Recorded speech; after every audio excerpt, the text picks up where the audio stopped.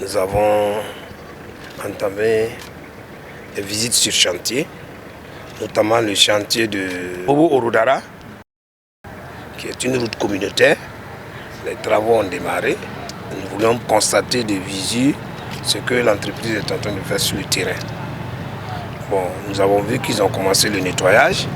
Ils ont même commencé à traiter les points d'attente et ça y est sur un bon chemin.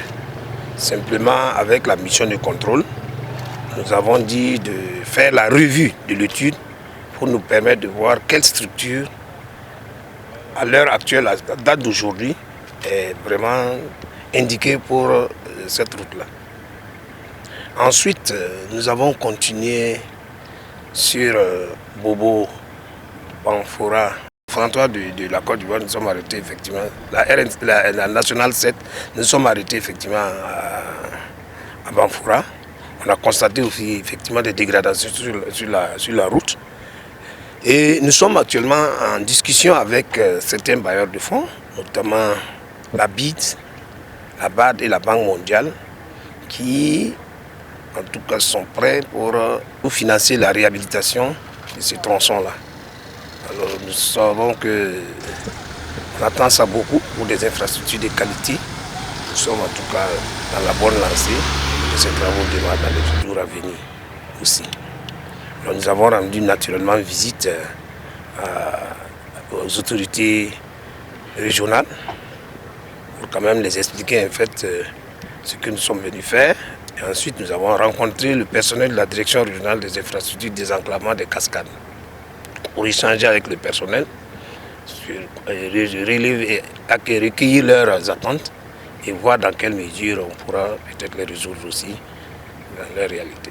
On voudrait déconcentrer les travaux, enfin le contrôle des travaux au niveau des directions régionales. Nous les avons confirmé, nous avons en tout cas rassuré qu'il sera tout ce qui est entretien courant pour 2023, ce sera du ressort des directions régionales. Ils seront en tout cas responsables de la qualité des travaux de la chaussée. Alors pour ça, nous avons entrepris déjà des formations à leur endroit, notamment en matière de passation des marchés et aussi voir comment il faut contrôler les travaux qui vont se dérouler au niveau des différentes régions. En tout cas pour ça, ils sont d'avis que vraiment tout a bien commencé, c'était leur inquiétude. Nous avons répondu. La priorité pour nous, c'est beaucoup plus la CU2, c'est la route nationale 8, Bobo Orodara, frontière du Mali, que nous devons renforcer parce qu'elle va accueillir beaucoup de trafic. Et pour une question de sécurité routière, nous sommes dans cette lancée-là. C'est ça notre priorité d'abord, une des priorités de la transition.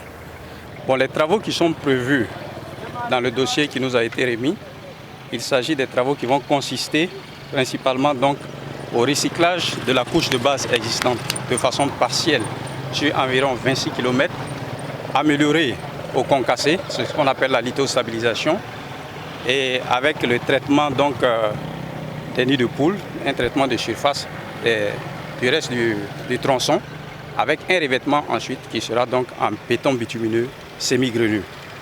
Bon, le coût des travaux, c'est 12 milliards TTC pour un délai de 18 mois pour l'entreprise en charge des travaux.